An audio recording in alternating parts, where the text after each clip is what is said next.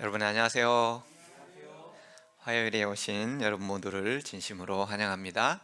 또한 우리 각 가정에서 예배드리고 있는 우리 모든 분들 진심으로 환영합니다. 오늘은 출애굽기 30장 17절부터 일단 21절까지 나와 있는 물두멍에 관해서 저희들이 조금 알아보고자 합니다. 우리 출애굽기 30장 17절로부터 21절에 있는 내용의 말씀을 함께 읽도록 하겠습니다. 제가 홀수절 읽으며 우리 성도님들께서는 아주 작은 소리로 짝수절을 읽어주시면 감사하겠습니다. 출애굽기 30장 17절로부터 21절까지가 되겠습니다. 여호와께서 모세에게 말씀하여 이르시되 너는 물두멍으로 놋으로 만들고 그 받침도 놋으로 만들어 씻게 하되 그것을 회막과 제단 사이에 두고 그 속에 물을 담으라. 아론과 그의 아들들이 그 두멍에서 수족을 씻되 그들이 회막에 들어갈 때에 물로 씻어 죽기를 면할 것이요 제단에 가까이 가서 그 직분을 행하여 여호와 앞에 화제를 사를 때에도 그리할지니라. 이와 같이 그들이 그 수족을 씻어 죽기를 면할지니 이는 그와 그의 자손이 대대로 영원히 지킬 규례니라. 자, 이게 이제 물두멍이라는 게 나와 있는데요.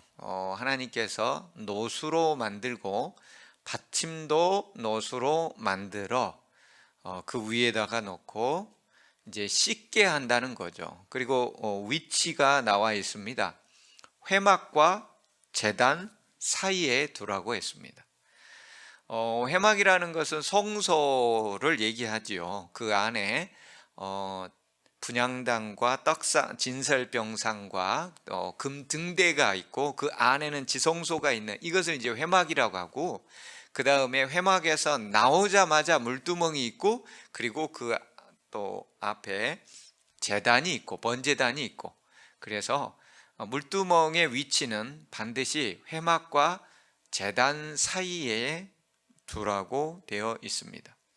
그리고 아론과 그의 아들들이 그 두멍에서, 즉 물두멍에서 물에서 수족을 손과 발을 씻으라고 되어 있습니다. 그리고 그들이 회막에 들어갈 때에 언제든지 회막에 들어가기 전에는 이곳에서 반드시 불로 씻어야만 됐습니다.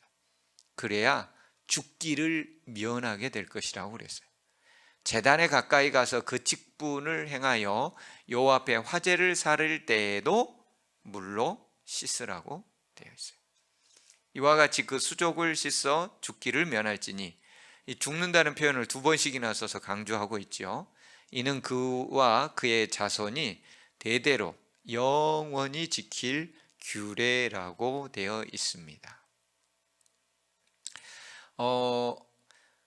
다른 제단이라든지 다른 대부분의 것들은 규격이 다 나와 있습니다. 뭐 2규빗 반, 1규빗 또는 12규빗 뭐 이런 식으로 전부 다 제단의 어떤 그 규격들이 나와 있는데, 이 물두멍만큼은 규격이 따로 없습니다. 오로지 놋으로 만들어져야 된다는 것, 그리고 받침대가 있고 그 위에 물두멍이 있어야 된다는 것, 그리고 그 용도는 제사장의 수족을 씻는다는 것. 이것은 뭐 양을 씻거나 아니면 일반인들이 그냥 와가지고 거룩하기 위해서 나도 씻겠습니다, 이런 것이 아닙니다. 이것은 철저히 제사장의 직분 수행을 위해서 그 전에 제사장이 이제 손과 발을 씻음으로써, 그렇게 함으로써 자신을 정결하게 성별하여 그 모든 예식을 수행하게 된다는 그런 의미로 제사장의 수족을, 손발을 씻도록 되어 있는 것이 이 물두멍이었습니다.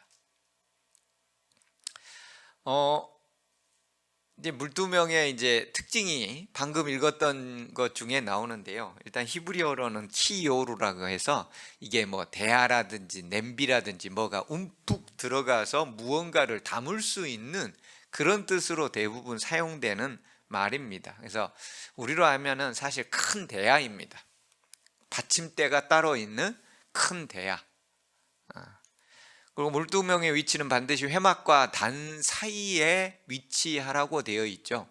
그럼 뭐예요?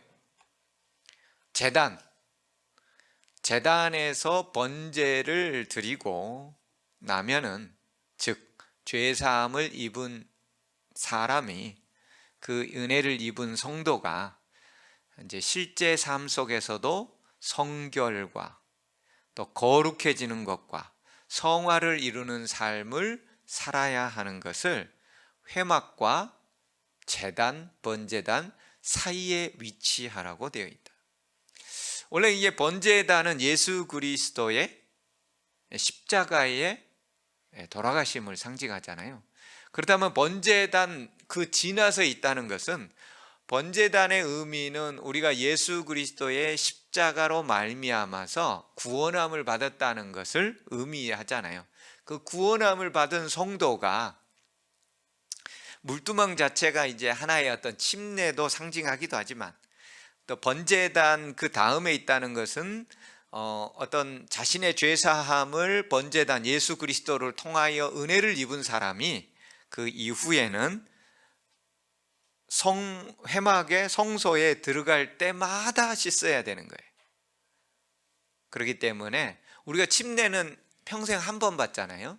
그렇기 때문에 번제단이 예수 그리스도의 희생과 어떤 침례 의식에 대한 일반적인 상징이라면, 이 물두멍은 우리가 성소에 들어갈 때 매일 씻어야 되는 것이기 때문에 매일의 삶의 성결, 매일의 삶의 정결함, 즉 말해서 우리의 실제적인 삶의 모습의 정결과 성결, 거룩함, 이것을 상징해 주는 것으로 생각이 되더라 이 말입니다. 회막과 단 사이에 있어야 되기 때문에. 즉 성소는 하나님이 늘 임재해 계시는 곳의 상징이잖아요. 성소로 들어가기 전에 반드시 뭐를 해야 되는 거예요? 씻고 들어가야 돼요. 하나님을 만나기 전에 우리의 죄를 먼저 회개하고 들어가야 되는 거예요. 그냥 대충 아무렇게나, 그것은 하나님의 뜻이 아니라는 거예요. 제사장들은 반드시 그렇게 해서, 그렇게 하지 않으면 죽음을 당하게 될 것이라는 거예요.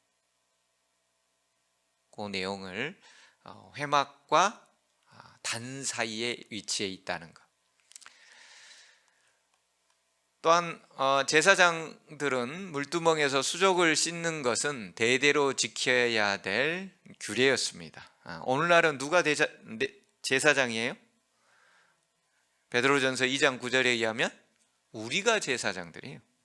우리가 제사장들입니다. 그러니까 우리가 뭐 해야 되는 거예요? 매일 씻어야 되는 거예요. 우리에게도, 오늘날의 제사장인 우리에게도 그대로 적용이 돼요. 성도의 정결, 성결함은 여호와께 성결, 예수께서 재림하여 우리가 하나님 앞에 서는 그날까지 영원히 지속되어야 될 것을 대대로 지켜야 될 규례로 명명하셨다는 것이죠. 그래서 우리는 매일 하나님 앞에 물로 수족을 씻는 제사장들이 했던 그런 역할들을 오늘날에도 해야 되더라 이겁니다. 복음교육자 173쪽에는요 이런 내용이 나와 있습니다. 제사장들은 신을 신고 성전에 들어가지 못하였다. 제사장들은 신을 신고 들어가지 않습니다. 그것이 신에 묻은 흙이나 먼지가 성소를 더럽힐 것을 염려해서였다.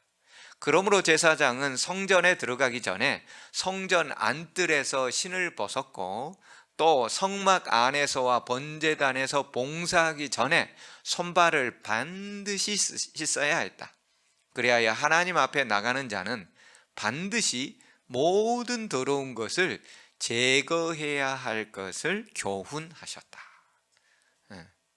제사장들이 하나님 앞에 서기 전에 신발도 벗고 혹시 흙이나 먼지라도 주님 앞에 누가 될까 봐, 그리고 또한 봉사하기 전에 손발을 씻음으로써 하나님 앞에 서는 자들은 반드시 자신의 더러운 것을 제거해야만 할 것을 교훈으로 주셨던 것이. 그리고 보면은 사실 우리가 성전에 와서 회개하는 것이 아니라 성전에 오기 전에 우리의 삶 속에서 매일 회개하고 정결하게 나와야 될 것들을 우리에게 알려주고 있는 것입니다. 뿐만 아니라 증언보감 2권 612쪽, 증언, 이게 교회 증언이죠. 교회 증언 2권 612쪽에는 이것은 위대하시고 능하신 하나님의 명령이었다. 그분의 거룩한 임재 앞에 나아갈 때 그분 앞에 나아가는 사람에게는 느슨함과 허름함이 없어야 한다는 것입니다. 느슨함이나 허름함, 이 내용을 읽으면서 굉장히 사실 많이 뜨끔했습니다. 우리가 코로나 시대가 됨으로써 우리가 교회에 막 2달씩 못 나오게 될 때에 우리의 예배가 어땠습니까? 느슨하고 허름했잖아요. 근데 하나님 앞에 나아갈 때, 하나님의 거룩한 임재 앞에 나아갈 때 느슨함이나 허름함이 있어서는 안 된다는 것을 이 물두멍이나 이런 제사장들의 어떤 그 규칙들을 통해서 하나님은 당신의 백성들에게 분명하게 명령하고 계시다는 거예요. 그 이유가 무엇일까? 이 모든 주의의 목적이 무엇일까? 단순히 하나님께 잘 보이도록 하기 위한 것인가? 그분의 인정을 받고자 하는 것에 그칠 뿐인가? 내게 주어진 이유는 곧 백성들에게 바른 인상을 심어주기 위한 것이었다. 즉 다른 사람들에게, 나 혼자 예배 하나님께 잘 드리면 되지, 하나님은 그 정도에서 우리의 신앙과 우리의 모습이 끝나는 것이 아니라 다른 사람 보기에도 하나님께 경배하러 나가는 자의 모습, 비록 코로나가 온 세상을 덮쳐서 우리가 하나님의 전에 못 나가지만 우리가 어떻게 바른 모습으로 하나님께 경배하고 예배 드리는지를 다른 사람은 잘 못 보는데요, 그렇지 않다는 거예요. 백성들에게 바른 인상을 심어주기 위해서 반드시 그러한 절차와 규례들을 명확하게 지켜야만 됐다는 거예요. 거룩한 일에 종사하는 자들이 주의와 하나님께 대한 경외를 그들의 옷과 태도를 통해 보이지 않는다면 백성들은 하나님과 그 거룩한 봉사에 대하여 엄수감과 경외심을 잃게 될 것이다. 이건 이제 제사장의 복장과 그 다음에 이 물두멍과 연관해서 동시에 같이 주어진 것 같아요. 그 다음에도 마찬가지입니다. 똑같이 계속해서 이어지는데요, 만일 제사장들이 하나님의 전전에 나올 때 조심하고 세심하게 하나님께 대한 경외심을 보인다면 이것은 그들에게 하나님과 그분의 요구에 대하여 숭고한 생각을 갖게 해줄 것이다. 그것은 그들에게 하나님은 거룩하시며 그분의 일이 신성하며 그분의 일과 관련된 모든 것은 거룩하다는 것을 보여주었다. 즉 말해서 제사장의 복장이 굉장히 대제사장은 화려하잖아요. 머리에 관을 쓰고 띠를 띠고 에봇에다가 12개의 패를 갖고 운민과 둔민, 그 다음에 금태 테두리에다가 여호와께 성결을 쓰고 또 청색 끈으로 묶게 되고, 그래서 그 당시에는 보통 사람들이 도무지 입을 수 없는 그런 규격의 옷들을 입고, 그리고 또 제사장들이 회막에 성소에 들어갈 때마다 손과 발을 거룩하게 씻고 또 신발도 벗어놓고 했던 그 모든 것들은 하나님은 거룩하시며 그분의 일이 신성하고 그분의 일과 관련된 모든 것은 거룩하다는 것을 그들의 그 어떤 제도 하나하나를 통해서 하나님은 교훈해 주시기 위하여 그렇게 마련해 주셨다는 거예요. 그것은 부정이나 불결과는 아무 상관이 없어야만 합니다. 모든 부정한 것은 하나님께 가까이 나아가는 자들로부터 제거되어야 함을 보여주었다. 그래서 오늘날 우리가 그런 모습들이 사실 이렇게 많이 좀 이제 약해졌죠. 또 자유분방한 어떤 것들, 꼭 그렇게 뭐 이렇게 단상에 서면서 꼭 넥타이를 차야 되나 뭐 이런 말들도 있고, 실제로 미국의 흑인들 교회 같은 경우에는 넥타이를 안 차는 경우가 훨씬 더 많습니다. 심지어 앤드루스 대학이 상당히 그 보수적인 어떤 지역이거든요. 미국에서도 자유적인 지역이 있는가 하면은 보수적인 지역이에요. 그렇기 때문에 그곳은 미국 전체적으로 볼 때 아주 굉장히 윤리적으로 청정 지역에 해당할 만큼, 그렇다고 마약이나 이런 게 전혀 없지는 않지만 드러내놓거나 이런 것들이 거의 안 되고, 뭐 조금 과하게 표현하자면 미국 내에서 이제 학교에 타가소가 없는 지역이다, 그 한마디에 야, 정말 미국에 아직 그런 곳이 있다니 하고서 모두가 굉장히 그 바라볼 만큼, 그리고 애를 데리고 걸어가는 사람이 있으면 지금도 차를 멈춰가지고 내가 어디까지 가는지 내가 태워주겠노라고 그렇게 얘기하고, 그 주변에는 이제 그 농사 지은 것들을 주인이 없이 그냥 빈 박스와 뭐 옥수수라든지 사과라든지 이렇게만 놔놓고 있어요. 그리고 옆에 써져 있지요. 옥수수 뭐 3개에 $1, 우리 돈으로 하면 1,100원 이렇게 해놓으면 본인이 알아서 $1 냈고 개수 세어가고, 아무도 보는 사람이 없어요. 아무도 돈 얼마 내라고 하는 사람이 없습니다. 그리고 옆에 상자가 있어서 거스름돈을 가져가도록 되어 있는 그런 동네가 이제 앤드루스의 주변에 있는 그런 곳인데, 그런 보수적이고 굉장히 청정 지역의 어떤 거룩함이 상당히 의존되는, 뭐 거기에 재림교인이 최소 한 40% 이상이라고 그래요. 그 지역 전체에. 그런 동네임에도 불구하고 흑인들, 우리 재림교회도 마찬가지예요. 흑인들 재림교회들 같은 경우는 뭐 여름 같은 경우에는 양복은 고사하고 이제 가끔 그것보다 훨씬 더 심플한 차림으로 이제 설교에 오시는 분들도, 설교 단상에 오르시는 분들도 있더라. 근데 여기에 보면은 이제 그런 부분에 대해서 우리가 상당히 고민해야 될 것들을 알려주고 있는 것이죠. 제사장의 복장과 우리가 물두멍에서 그렇게 씻게 만드는 하나님의 그 거룩함들, 구별돼야 된다는 거, 직분들과 여러 가지 것들이 그렇게 나와 있습니다. 또 계속해서 얘기합니다. 내게 주어진 빛에 의하면 이 방면에 있어서 부주의하였다. 우리가 그 당시에도, 이미 1800년대 당시에도 부주의했다는 것을 보여주는 거예요. 이 출애굽기 30장의 이 제사장 관련된 것과 또 물두멍 관련된 것에 나는 바울이 말하듯이 말할 수 있다. 그것은 몸은 소홀히하고 마음만 예배하는 식으로 진행되었다. 이 말이 무슨 말이에요? 마음만 있으면 되지, 마음이 중요하지 외적인 것이 뭐가 그렇게 중요하느냐, 요 말이라는 겁니다. 몸은 소홀히하고 마음만 예배하는 식으로 진행되었다. 그러나 이 자발적인 겸손, 이 마음뿐만 아니라 예배와 몸을 소홀히 하는 것은 하늘을 기쁘게 하는 겸손이 아니다.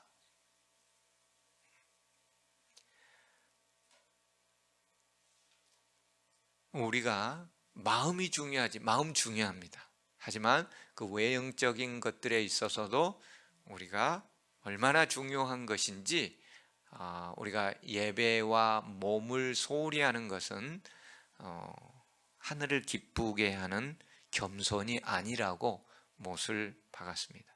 그렇기 때문에 우리가 다른 사람들한테도 알려줘야 되는 것이죠. 그래서 뭐 그렇다고 막 얽매이라는 것은 아닙니다. 막 얽매이라는 것은 아니에요. 뭐 이렇게 넥타이, 한여름에 더운데 막 넥타이 차고 그 저기 아프리카 같은 데서도 막 그렇게 하고, 그건 아닙니다. 하지만 어쨌든 우리가 마음뿐 아니라 예배의 몸을 소홀히 하지 않을 수 있는 가장 최선의, 그리고 무엇보다도 또 그 사회의 또 문화라는 게 또 있습니다. 우리는 약간 유교적인 전통들과 이런 것들이 결합되어 있기 때문에 그런 부분에 있어서 조금 더 그 청중들, 그들이 마음이 불편해 버리면 하나님께 영광이 안 될 수가 있는 거예요. 그렇기 때문에 그런 부분에도 세심하게 고려를 해야 된다라는 것이 바로 제사장과 물두멍과 관련된 선지자의 기별들입니다. 그런데요, 이 물두멍이 사실 놋으로 만들어져 있는데 무슨 놋으로 만들어져 있는 줄 아세요? 출애굽기 38장 8절을 한번 읽어보도록 하겠습니다. 큰 소리로는 읽지 마시고요, 작은 소리로 다 함께 읽겠습니다. 시작. 그가 놋으로 물두멍을 만들고 그 받침도 놋으로 하였으니 곧 회막문에서 수종드는 여인들의 거울로 만들었더라. 뭘로 만들었어요? 거울로 만들었어요. 거울. 우리가 거울 하게 되면은 유리를 보통 생각하죠. 왜냐하면 우리는 그 시대, 지금 3500년 전에 사람이 아니니까요. 오늘날에는 대부분 유리로 돼 있고 유리 뒤에 이제 뭐 그 수음막 코팅이라든지 아니면 그런 식으로 해가지고 우리가 아주 그냥 보면은 세세하게 너무나도 잘 보이지요. 근데 그 당시는 그게 아닌 것 같아요. 근데 여기서 이제 또 한 가지는 도대체 회막문에서 수종드는 여인들이 누구인가? 나중에 이제 그 사무엘상 2장의 엘리 이야기도 보면은 그때의 회막에서 수종드는 여인들에 관련된 언급이 또 나오긴 합니다. 그래서 뭐 성경의 다른 데서는 정확히 명확히 나왔지 않습니다. 하지만 이 성소와 회막으로 일컬어지는 이 성소와 연관해서는 레위 지파 그리고 아론 계열의 제사장, 그렇기 때문에 여기서 수종드는 여인들은 레위 지파의 자손으로 여겨집니다. 추측입니다. 어디도 뭐 어떻게 나오지 않았기 때문에 추측이에요. 왜냐하면 성소와 관련해서는 레위 지파만 해당이 되기 때문에. 그리고 제사장 가문은 이제 아론 지파 쪽으로 아론의 계열로 해서 이제 연결되는 것이고. 근데 여기에 이제 거울이라는 게 있죠. 거울.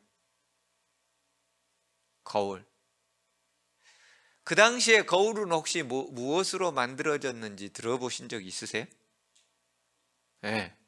여기 보니까 놋으로, 청동이죠, 청동.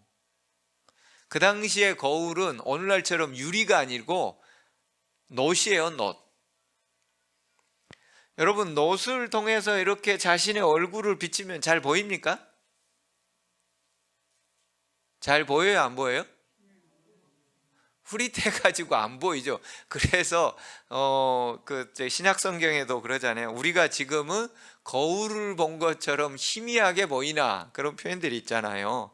그게 보니까는 그 당시에 있는 거울들은 희미해요. 잘 보이지 않아요. 놋에 무슨 뭐가 있겠습니까?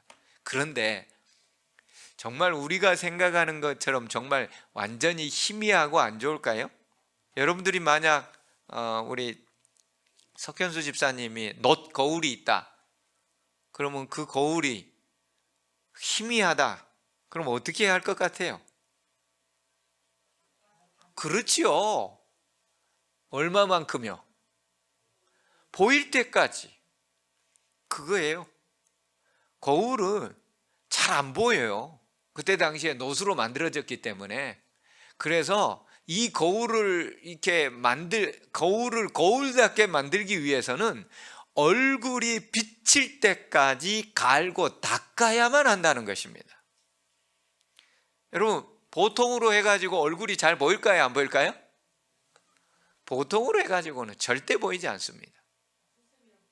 수세미로 닦고 뭐 다른 걸로 닦고 해서 그 울퉁불퉁한 것들이 반질반질해져 가지고 내 얼굴이 반사되어 가지고 보일 정도로 대단히 많은 공력과 시간이 들어가는 것이 거울이었어요.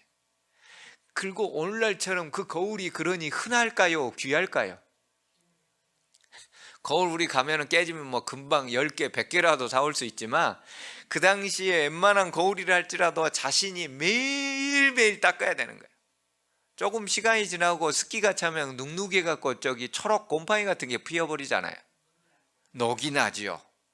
그렇게 안 되기 위해서는 매일 닦아내는 거예요. 매일.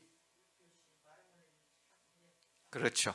기름도 칠하고, 예. 얼굴이 비칠 때까지 갈고 닦고, 그리고 매일 닦아내야지. 그거 매일 닦아내지 않으면은 그것은 곧 녹이 슬고 자신의 얼굴이 비치지가 않는 것이죠. 그러니까 여인들이 거울이 하나 있다 할지라도 그걸 누구한테 주는 것이 쉽지가 않은 거예요. 왜? 자기가 매일매일 닦아가지고 그것을 보는 거울이기 때문에. 이스라엘 여인들에게 있어서 어쩌면 그것은 당시에 가장 소중한, 자신의 얼굴을 비치고 자신의 그 몸이나 이런 것들을 단장함에 있어서 지저분하고 대충 살 수는 없잖아요. 아무리 해도 그래도 대충 살아도 저 같은 사람도 거울 한 번씩 하루에 한두 번씩은 꼭 보고 그러거든요. 머리가 여기 단상에 서기 위해서 머리가 어떤지, 넥타이는 좀 잘 맺었는지, 항상 잘 안 맺어가지고 어떤 장로님이 꼭 잘 해주시긴 합니다만, 어쨌든 우리 거울을 보면서 매일 체크를 해. 자기 자신이 어떤지. 그래서 왜 하나님께서 거울로 만들라고 했을까? 하나님께서는 왜 회막에서 수종드는 여인들의 거울로 했을까?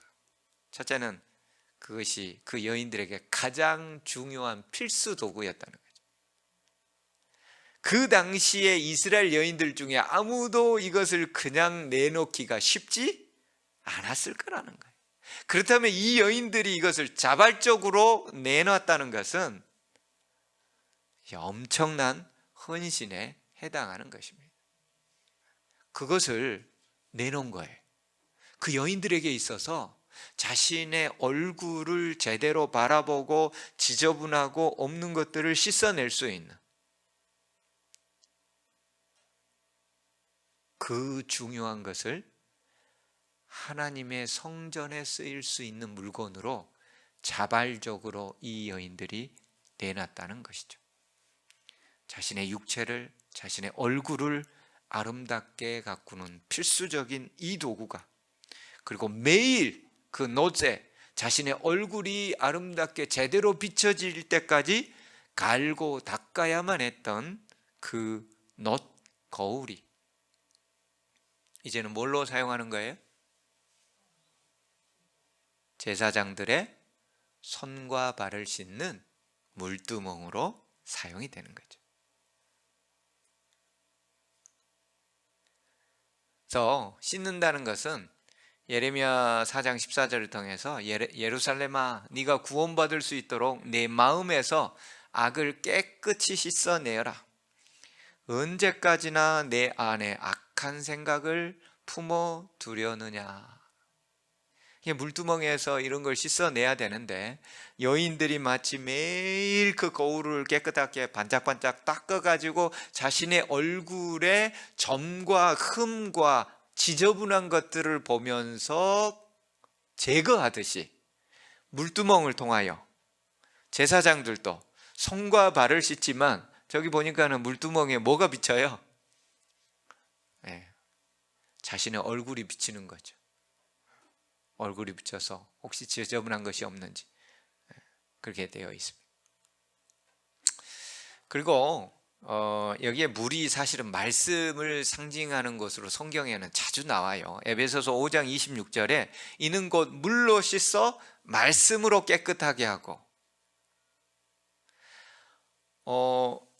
우리가 조직신학을 배우거나 성경을 우리가 그 교과 공부를 통해서 배울 때에 율법의 기능에 몇 가지가 있는데 율법의 특징 중에 하나가 뭐냐면 거울의 기능이에요.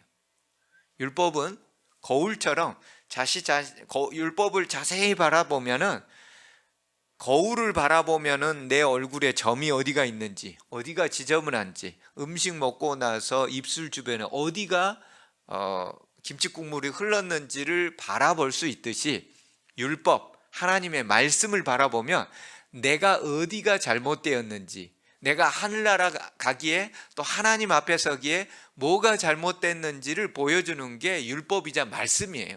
그래서 율법의 가장 중요한 기능 가운데 하나가 거울의 역할입니다. 말씀이 거울의 역할을 하는 거예요. 그러니까 말씀을 안 보면 어떻게 되는 거예요? 입에 가시가 돋죠. 말씀을 안 보면. 그래서 물로 씻어 말씀으로 깨끗하게 하사 거룩하게 하시고 라는 것을 통해서 물은 곧 말씀이에요. 물로 씻고 말씀으로 씻고 말씀으로 깨끗하게 하고. 시편 119편 9절 우리가 또 잘 알고 있죠. 청년이 무엇으로 그 행실을 깨끗하게 하리이까? 무엇으로요? 주의 말씀으로. 주의 말씀으로 깨끗게 할 것이 아닙니까? 그래서 깨끗하다는 표현은 물이잖아요. 물로 깨끗하게 하는 건데 마음은, 우리의 심령은 주의 말씀으로 깨끗하게 되는 거죠.